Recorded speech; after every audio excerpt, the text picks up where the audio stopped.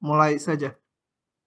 Oke, terakhir kita membahas teorema nilai rata-rata integral, sekarang pindah bab gitu ya. Nah, bukan pindah bab, pindah pasal. Pasal berikutnya itu mengenai apa sifat-sifat khusus integral. Coba kita lihat saja. Kalau saya punya fungsi yang bersifat fungsi genap, kalau f fungsi genap itu apa? Hah? Fx sama dengan apa? Hah? F min x sama fx. Dan dia grafiknya simetri terhadap sumbu y gitu ya. Nah, kalau saya punya grafik yang simetri terhadap sumbu y atau fungsi genap, maka integral dari min a sampai a ini bisa dihitung setengahnya aja. 0 sampai a ini dikali 2 itu ya. Karena di kiri dan di kanan sumbu y hasil integralnya sama. Tolong di diktatnya nggak ada angka 2-nya, tambahkan. Kemudian temennya, kalau saya punya fungsi ganjil atau gasal, cirinya apa? F min x sama dengan apa? Min fx. Dia grafiknya itu udah dulu di depannya di bab awal, grafiknya simetri terhadap titik 0. Jadi kalau di sini ada titik mana? Titik kok nggak ada? Titik P di sini gitu ya. Maka di titik min P itu nilai fungsinya berlawanan tanda. Tarik terhadap titik 0, dia simetri terhadap titik 0, tingginya sama. Nah, kalau saya punya fungsi ganjil dan diintegralkan dari min A sampai A, dia akan 0. Karena apa? Ini sama luas yang di atas sumbu X dikurangi yang di bawah sumbu X gitu ya. Oke. Nanti soalnya menyusul di halaman berikutnya. Kemudian kalau saya punya fungsi yang periodik dengan periode P, jadi setelah ditambah P, ini titik A tambah P, bentuknya ngulang lagi. Gitu ya. Nah, maka integralnya, batasnya boleh digeser-geser sejauh P atau kelipatan P. Kalau ini B tambah 2P, A juga tambah 2P, boleh. Atau A kurang 5P, B juga kurang 5P, integralnya sama aja. Nah, ini populer soal ini nanti menyangkut ini ya, keluar. Selanjutnya kita lihat soal-soalnya. Ini menyeluruh mengenai integral yang udah dibahas. Oke. Ini mana yang mau dibahas? 2 dari nomor 1? AB. Kenapa yang C nggak mau? Gampang. Hah? Yang mau dibahas mana ini? ABC. Dia mau AB. Ini BC. Terus? BC. Enggak, 2. 2 mau mana? Kamu yang menentukan nih. Mau yang mana? Cepat. B sama BC. Udah, saya nurut dia. Oke ya, saya crop dulu soalnya. Supaya nggak bolak-balik ini window-nya. Ini. Yang B dulu. Integral yang B ya. Integral dari saya mau kasih nama supaya nanti di bawah nggak usah nulis integralnya lagi. 15 X kuadrat min 1 per T pangkat 3 min 3T kuadrat D. Ini kok X. Ya. Sebentar, ini bawa pen ini susah ngapus ya. Nah, kita akan pakai cara substitusi ya. Kita lihat kalau pakai cara substitusi itu ada satu bagian yang kalau diturunkan menjadi sisa bagian lainnya lagi. Kita lihat kalau ini saya turunkan T pangkat 3 tambah 3T diturunkan menjadi 3T kuadrat tambah 3. Nah 3-nya kalau dikeluarkan muncul T kuadrat min 1 ya. Pas. Jadi kita substitusi apa? P aja ya. T pangkat 3 ditambah 3T. Gitu? Kalau tambah jadi susah soalnya. Ini minus. Gitu. T pangkat 3 minus 3T. Kalau disubstitusi kita harus mencari hubungan DP dengan DT. DP sama dengan 3T kuadrat min 3 DT itu ya.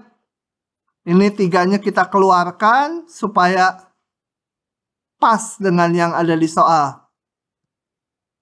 Nah, ini pas gitu ya dengan yang ini. Nanti pengganti untuk DP-nya bagi 3 tentunya. Sehingga kalau saya tulis ulang si K ini. Oh ya, jangan lupa kalau integral pakai batas, batasnya disubstitusi. Batas-batas. Kalau ini dt, berarti ini batas T. T-nya 1 sampai 5. Kalau T-nya 1, P-nya kita hitung. 1 pangkat 3 min 3 kali 1 sama dengan min 2 ya. T-nya sama dengan 5, batas atasnya. Menjadi P-nya 5 pangkat 3 min 3 kali 5 sama dengan berapa? 110. Sehingga si K awal berubah dalam P itu menjadi min 2 sampai 110. Yang ini T pangkat 2 min 1 DT-nya menjadi DP per 3. Per 3-nya saya taruh di depan, DP-nya di belakang. Yang bawahnya menjadi P pangkat 2 DP gitu ya. Kalau nggak paham nanya ya, nanya. Nah ini kita hitung aja. Sepertiganya saya keluarkan P pangkat. Ini P pangkat min 2 jadi P pangkat min 1. Kali 1 per min 1. Batasnya min 2 sampai 110. Min sepertiganya saya keluarkan aja. Yang dimasukkan batasnya seper P-nya. 110 dikurangi 1 per min 2 ya. Sama dengan sekian. Begitu? Benar nggak Profesor? Hah? Manggut kalau salah nanti diguyur. Betul ya. Oke, yang C. Nah, ini ya. Ini udah pernah dulu di awal-awal integral, tapi kita ulang lagi karena kalian pelupa. Kalau ada fungsi, simbolnya ganti aja pakai ini ya. Yang mutlak pakai kurung siku. Ada yang kayak ginian kita buka.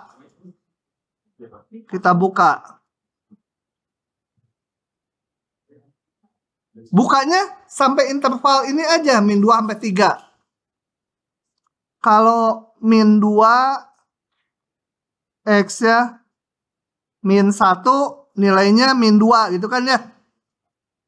Titik. Min 1 X-nya kecil 0. 0 kecil dari 1. 1, aduh, macet. 2. Udah cukup ya. 3 kan hanya di 1 titik, nggak penting, boleh aja. Gitu. Maka saya punya sekarang integralnya saya pecah-pecah. Integral min 2, 3. Ini saya pecah menjadi apa? Bentar. Saya males nulis ini. Di copy dulu. Nah. Min 2 sampai min 1. Ya, ditambah min 1 sampai 0. Tambah lagi 0, 1. Tambah lagi 1, 2. Tambah lagi tambah lagi 2 sampai 3. Nah, udah. 2 sampai 3. Yang 3 sendiri gimana yang ujungnya? Ini mah cuma 1 titik. Kalau mau ditambah boleh ini. 3 sampai 3 kan nanti hasilnya 0 integralnya. Jadi 1 titik terakhir atau 1 titik awal di min 2 nggak perlu ya. Oke. Ini kita buka menjadi apa? Min 2, min 1. Min 2, min 1 nilainya min 2. Pada terbang. Jadi apa? Min 2 dx. Min 1, 0. Min 1 dx. 0, 1, 0 dx. 1, 2, 1 dx. 2, 3, 2 dx. Gitu ya. Kalau nggak paham nanya ya. Min 2 ini integralnya x. Batasnya min 2, min 1. Ini min 1. Min 1. Min x. Batasnya min 1, 0. 0 mah 0 lah. Ini x 1, 2. Integral, kok integral? 2. Ini gimana jadi 21? Ini batasnya 1 di sini ya. 2 kali apa? X. Batasnya 2, 3. Nah, tinggal masukkan aja batasnya. Min 2 kali min 1 dikurangi min 2. Min apa ini? 0 dikurangi min 1. Tambah 0 ditambah 2 kurangi 1. Ditambah 2 kali 3 kurangi 2. Sama dengan titik-titik. Selesai. Kalau nggak paham, tanya ya. Tanya. Kita lanjut lagi ya. Soal berikutnya banyak nih. Kalau saya soal-soalnya banyak. Ditulis atau diklik aja? Tulisan jelek ngapain? Kalau diklik kan tulisannya bagus. Oke. Tentukan daerah kemonotonan dari ini. Ingat kalau yang ada batasnya X ini fungsi ya. Ini fungsi dalam X. Kalau integralnya aja, ya fungsi dalam T. Tapi seluruhnya ini fungsi dalam X. Kalau saya punya fungsi fx, nggak harus yang ini, yang mana aja. Menguji kemonotonan gimana caranya? Turunkan terus. Periksa tanda ya. Kalau f aksennya positif, monoton naik. F aksennya negatif, monoton turun. Ya, berarti kita turunkan. F aksen X apa? Ganti T-nya dengan X kuadrat kan? Tinggal ganti aja gitu. X T kuadrat jadi X kuadrat pangkat 2 jadi X pangkat 4. Kali apa? Kali 2X. Kali 2. Turunan ini 2X. Saya susun gini lah, 2x-nya di depan. Gitu. Kemudian kita periksa tanda F aksen. Bikin garis bilangan. Periksa tanda dari F aksen X. Kalau mau meriksa tanda, cari dulu yang pembuat 0. Ini selalu positif, ini selalu positif. 0-nya hanya kalau X-nya 0 ya. Yang 0 sama yang nggak ada biasanya. Ini sih turunannya selalu ada. Kemudian periksa di kiri kanan 0. Di kirinya berapa? Negatif, positif? Hah? Min. Masukkan aja. Min 10 ini negatif. Ini nggak usah diperiksa karena ini selalu positif. Udah tinggal jawab aja. F monoton turun di min tak hingga sampai 0. Boleh juga dijawab gini. Boleh juga salah satu aja ya. Min tak hingga 0-nya dimasukkan boleh. F monoton naik di 0 tak hingga. Karena ini positif di sini. Boleh juga 0-nya masuk lagi boleh. Kalau untuk kemonotonan sama kecekungan. Tak hingganya aja nggak boleh masuk.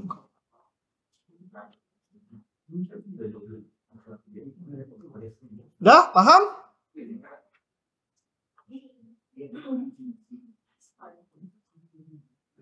Ini duduknya komposisinya agak bagus. Lanjut lagi. Oke, soal berikutnya.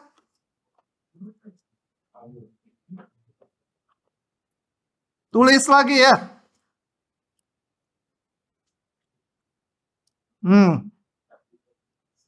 Misalkan F fungsi Gasal. Jangan ngobrol. Si Felix ini udah playboy ngobrol lagi.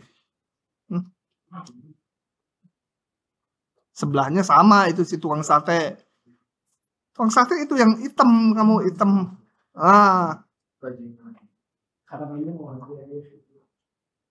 Oke, kita lihat ini. Nah, ini memanfaatkan sifat yang tadi, simetri ya, fungsi ganjil, fungsi genap atau apa. Gimana ngitung ini? Kita pecah-pecah. Ini sama dengan integral min 1 F kuadrat X dx ditambah integral min 1 X kuadrat Fx dx ditambah min 1 F pangkat 3 X dx gitu ya. Nah, kita periksa ini fungsi ganjil atau fungsi genap. Manfaatkan itu. Kenapa demikian? Karena di soalnya diketahui nih. Fungsi ganjil F-nya. Nilai integralnya di 0,1 sekian. Nah, jadi manfaatkan ganjil genap. Saya periksa satu persatu. Ini ada 3 fungsi ya. Ada 3. Saya satu persatu. Yang ini dulu. Yang pertama. Misal sebut aja GX gitu ya. Sama dengan F kuadrat X. Atau sama aja Fx dipangkatkan 2. Itu sama aja notasinya. Saya mau periksa dia fungsi ganjil atau genap. Jadi saya hitung apa? Untuk periksa fungsi ganjil atau genap saya hitung apa? F min X. Nggak mau F min X. G min X. Sengaja ditulis GX itu supaya itu kan ada kuadrat gitu agak nggak enak. Nggak. Berarti apa? F ganti min X kan? Saya manfaatkan yang ini ya. Bentuknya lebih enak, kuadratnya dikurung gitu. F min X, F-nya fungsi ganjil. Jadi apa? Min dari Fx kan? Min 1 pangkat 2 jadi positif. Jadi Fx. Gitu aja, betul? Ini karena min 1 kali min 1 jadi plus. Sama dengan GX sendiri kan? Jadi GX sama dengan F kuadrat X atau Fx pangkat 2 itu fungsi apa? Genap. Nah, kita hitung integral min 1 F kuadrat X dx karena dia fungsi genap menjadi 2 kali 0,1. Dan di soal diketahui berapa ini? Ininya diketahui nilainya 1. Begitu. Paham nggak? Hah? Oh, paham dengan yakinnya dia. Yang kedua, saya misalkan lagi. Jangan GX lagi. Ini yang kedua ini. Saya misalkan HX gitu ya. F apa? Salah. X kuadrat kali apa? Kali Fx. Kita periksa lagi dia fungsi ganjil atau genap. Jadi saya hitung lagi H min X, betul?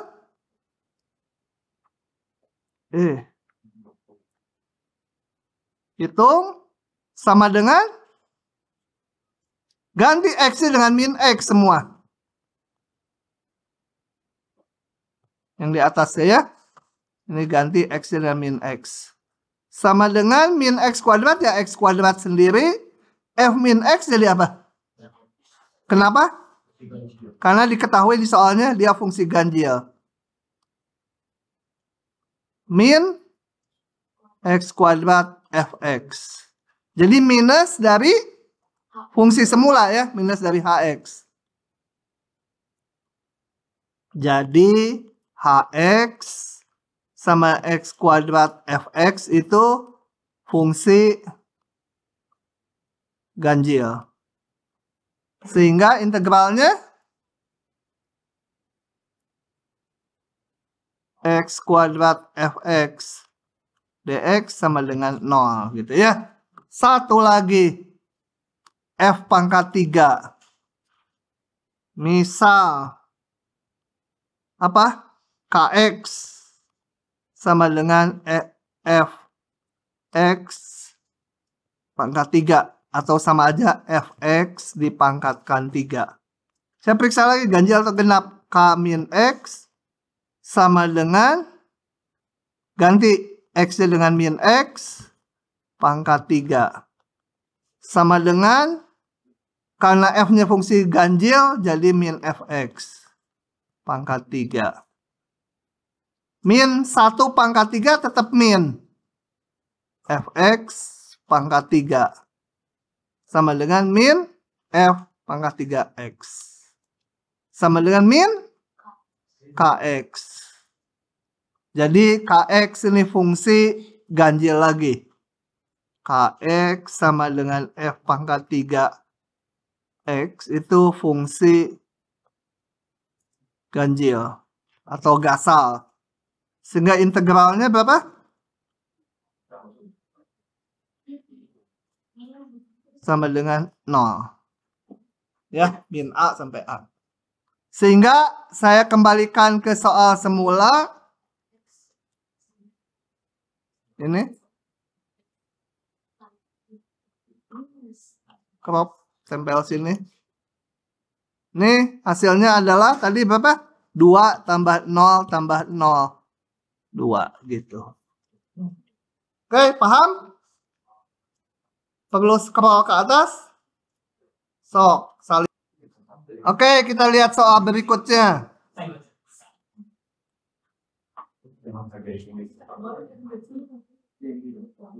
Mau yang kiri, mau yang kanan? Dua-duanya aja.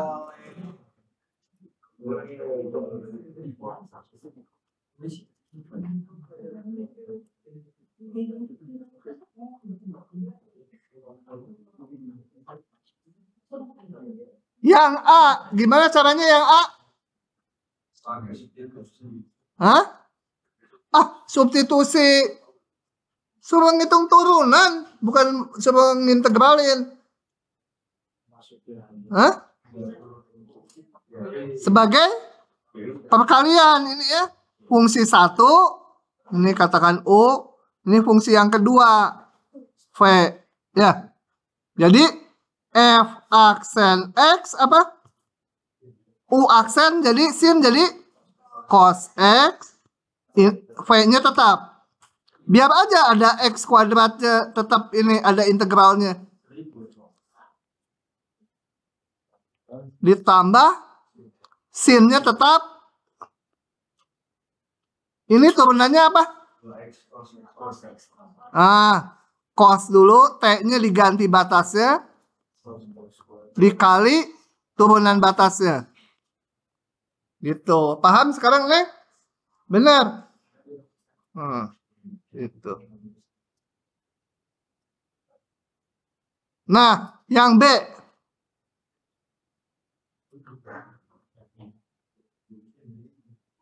Itu kalau kayak gitu jawabannya berarti sampai situ aja. Situ aja udah. Ini kalau mau disusun boleh 2x di depan gitu. Begitu juga udah. Yang B. Salah ngekerop.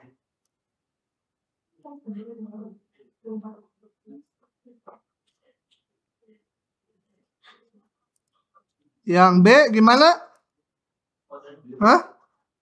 X kuadratnya boleh keluar ya. Karena ini integralnya DU. Jadi yang ada U-nya aja yang masuk di integral. Jadi yang X-nya boleh keluar. Belum diturunkan sama saya. Baru dikeluarkan aja.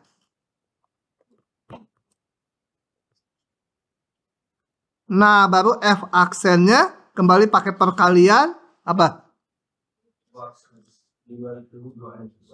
Nggak mau. Biar aja 2x kali x1 akar u kuadrat tambah 1 du itu ya. Ditambah x kuadratnya tetap kali turunan ini. Belum diturunin sama saya, baru disimbolin.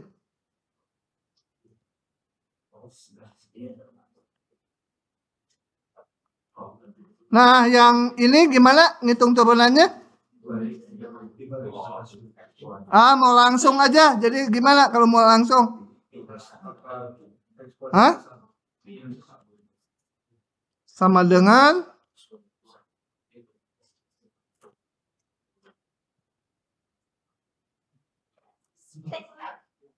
kali apa? Kalau mau atas bawah aja. Atasnya ganti 1, U-nya ya. Kali turunan atasnya berapa? 0 dikurangi ganti dengan batas bawahnya. Kali turunan ini. Gitu ya. Paham? Coklat? Udah paham beneran? Nah. Udah tinggal disusun. Oke, berikutnya lagi ya. Nah, ini kan udah pernah. Saya akan bahas ini aja. Soal kuis ya. Yang minggu lalu. Oke, soalnya ini. Tentukan nilai dari limit ini. Gimana? Ini limit ada I-nya. Nah, ini cara mengerjakannya. Kita ubah dulu limit ini sebagai integral. Karena ini limit, ini tak lain jumlah Riemann. Sigma tuh, sigma ini. Jadi ini kita nyatakan dulu dalam integral tentu. Seperti kuis yang minggu lalu. Kemudian cara ngitungnya jangan pakai limit, pakai integral. Ngomong apa cina ya? Nah, ya, pokoknya kita ubah dulu. Kalau ini mau diubah dalam integral, saya crop, males nulisnya panjang. Nah, ubah dulu, dahulu, ini sebagai integral tentu. Jadi kayak kemarin, pilih delta X-nya apa? Mau nggak mau ya, harus bilangan per N. 3 per N. Oke. Kita lihat, kalau delta X itu isinya harus berbentuk B min A per N. Jadi bilangan per N. Bilangan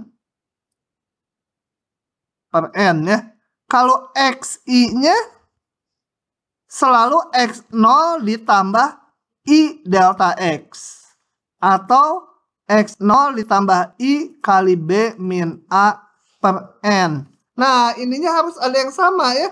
Nih, B min A per N. Ini B min A-nya ini. Jadi yang ini gimana nih? Saya tulis dulu. Fxi garis. Kan jumlah Riemann tuh. Fxi garis kali delta X. Gitu ya. Itu sisanya. Ditambah 16I kuadrat per N kuadrat. Nah, kita lihat bahwa nanti XI-nya nggak mungkin ada I kuadratnya kan?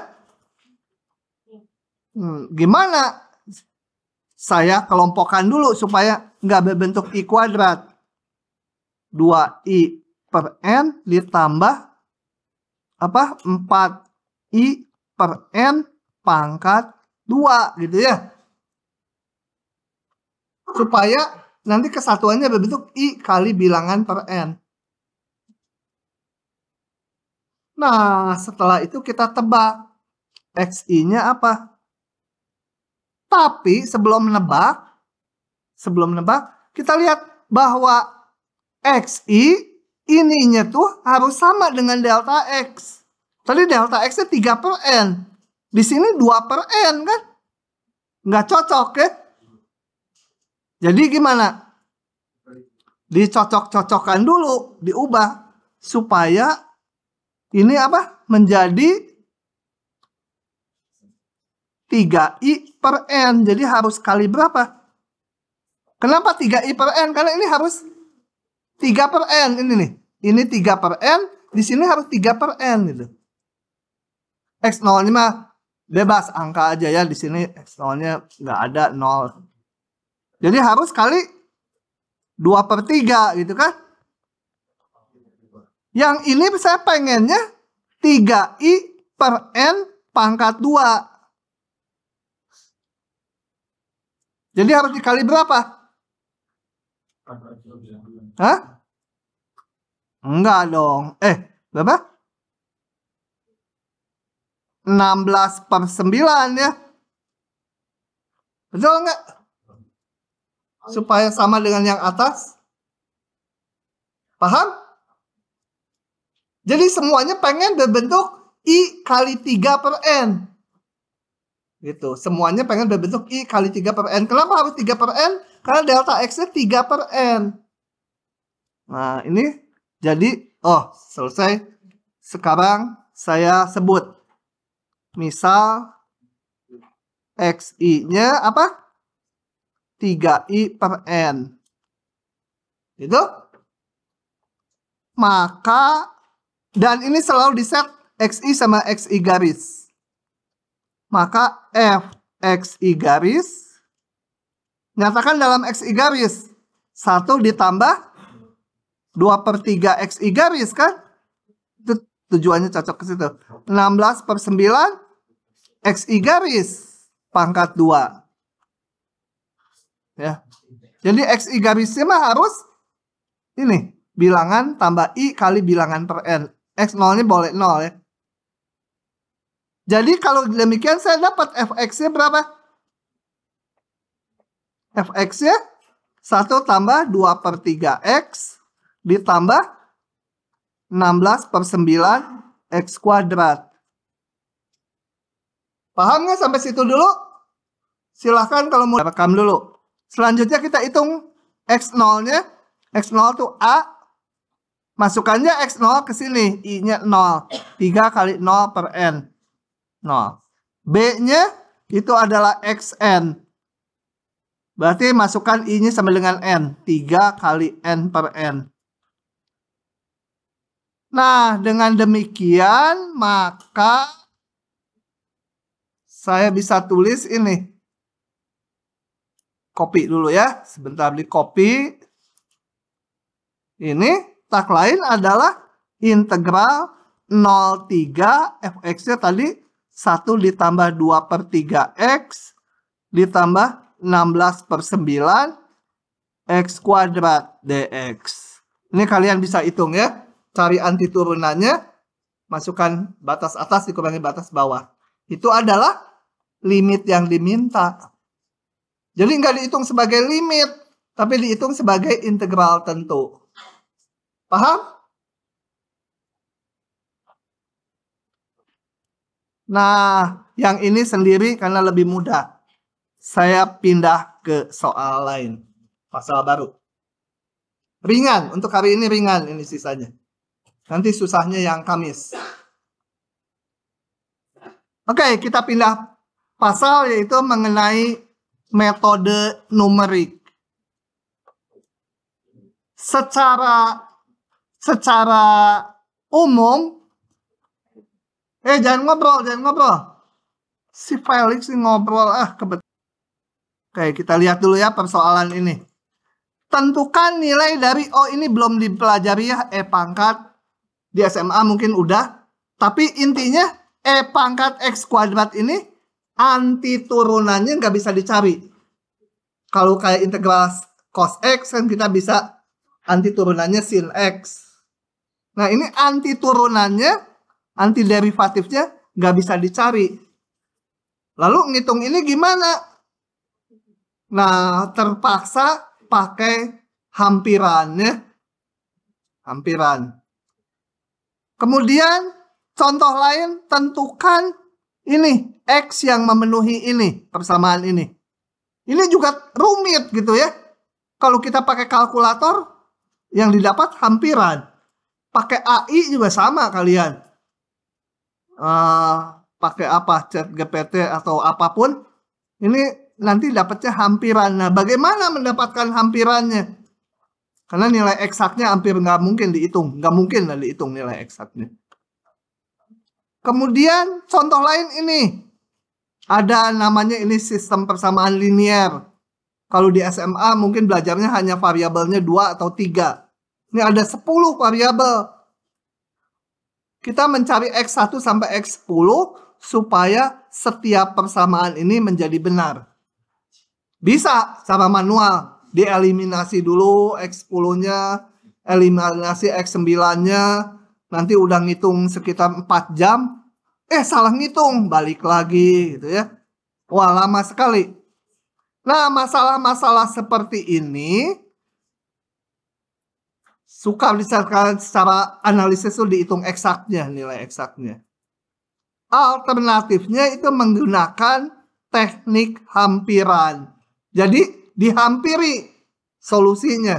Tentu saja namanya hampiran nggak akan sempurna gitu ya.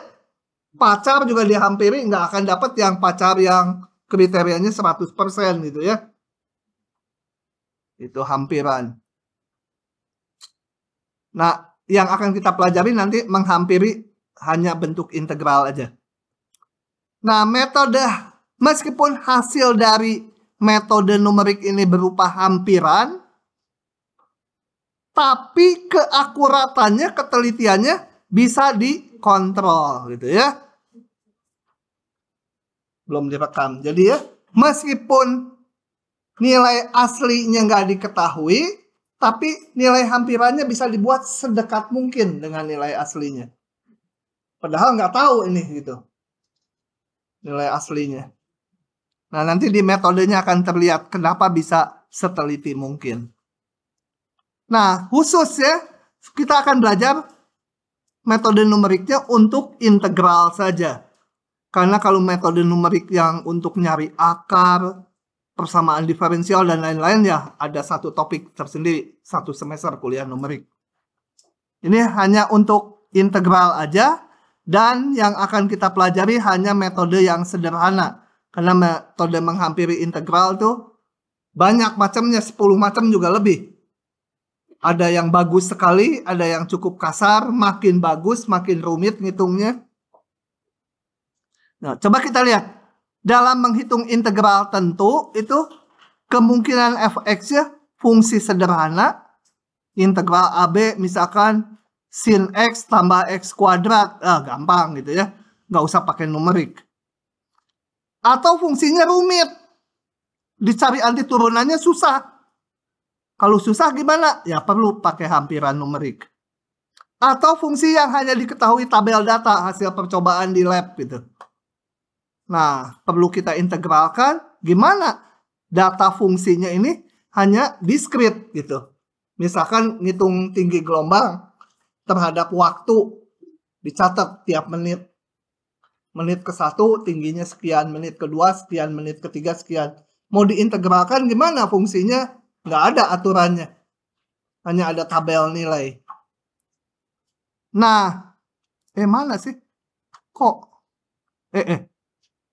Kacau tak. Nah, ininya harus dipencet dulu. Nah, kasus A kalau fungsinya sederhana, dihitung aja secara eksak. Kasus B dan C baru perlu pakai metode numerik.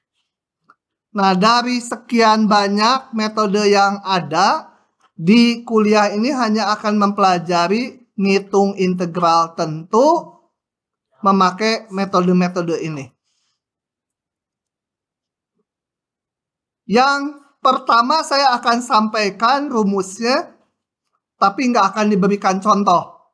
Yang ini nanti diberikan contoh sangat detail.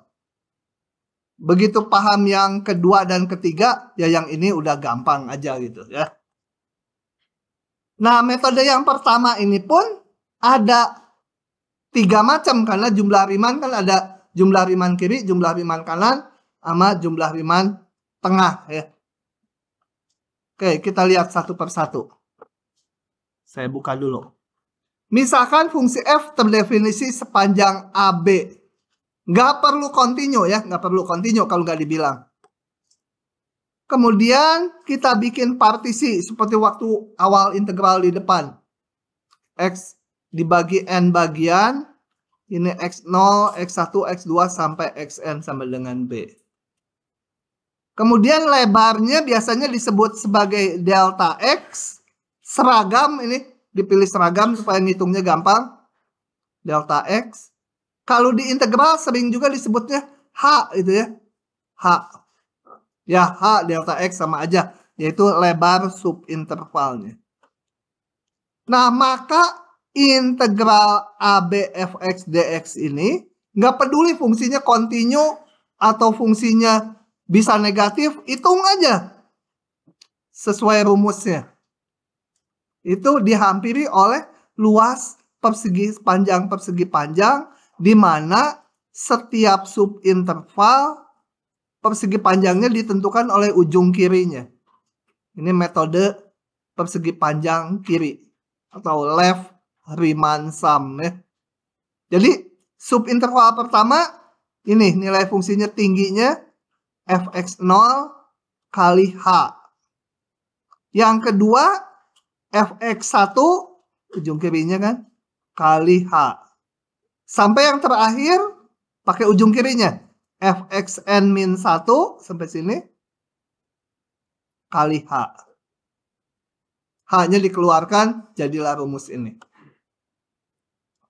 Nah, kalau integral ini kita hampiri dengan nilai yang di kanan ini, simbolnya ini aproksimasi cacing 2 ini, maka tentunya terjadi galat, perbedaan nilai.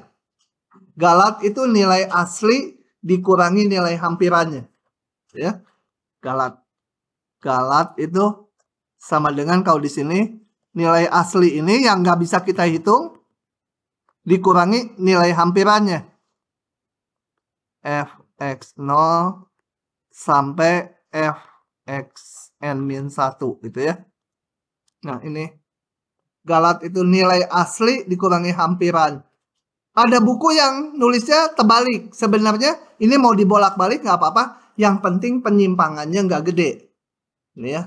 Bahkan kadang-kadang dihitung nilai mutlaknya aja. Gitu ya. Karena yang penting penyimpangannya. Orang bikin jalan 10 km, kelebihan atau kekurangan nggak apa-apa, tapi jangan gede-gede. Kelebihan 5 meter atau kekurangan 5 meter nggak apa-apa lah. Dari 10 kilo gitu ya. Oke. Nah, galatnya itu sebesar ini. Nggak kita turunkan di sini ya. Percaya aja galatnya. Nah, kalau galatnya bisa dihitung, berarti nilai eksaknya bisa dihitung, betul? Kan ini gampang, ini cuma left Riemann sum. Kalau galatnya bisa dihitung, nilai eksaknya bisa dihitung. Masalahnya, galat ini nggak bisa dihitung. Coba kita lihat. Nggak bisa dihitungnya kenapa? B min A bisa dihitung, gampang. N, jumlah partisi, gampang. Turunan fungsi, gampang. Masalahnya di sini, nilainya adalah turunan fungsi di titik C. Nah, C-nya itu hanya diketahui di antara AB, nggak tahu yang mana. C-nya itu berapa gitu, nggak tahu. Setan aja nggak tahu. Apalagi yang ngantuk-ngantuk. Gitu ya. Sambil megangin kepala. Sambil. Beli mata tinggal di. Oke. Saya hapus lagi ininya ya. Baik, jadi galat ini nggak pernah bisa dihitung karena C-nya nggak tahu. Hanya saya kasih warna merah. Tapi ya udah biarin aja. Kemudian yang kedua metode persegi panjang itu ada metode persegi panjang kanan sama aja dengan yang sebelumnya. Cuma di setiap subinterval ini tingginya ditentukan ujung kanannya. Jadi yang pertama ini fx1 kali H kali delta X. Yang kedua fx2 kali delta X. Sampai yang terakhir pakai ujung kanannya kali delta X. Kali H ya. Galatnya sekian. Dan yang ketiga metode persegi panjang tengah. Jadi di setiap subinterval dipilih titik tengahnya. Ini penentu tingginya persegi panjang. Gitu ya. Dan ini saya indeksnya pakai ini. Ini X0, ini X1, ya ini X setengah itu ya. Galatnya sekian. Nah, 3 ini nggak akan saya bahas. Contohnya ini saya tinggalkan buat kalian. Nanti yang metode selanjutnya baru, 2 metode berikutnya baru dibahas detail. Setelah itu dibahas, yang ini bagian kalian gampang aja. Oke, hari ini sampai situ dulu karena ini panjang dan sukar nanti.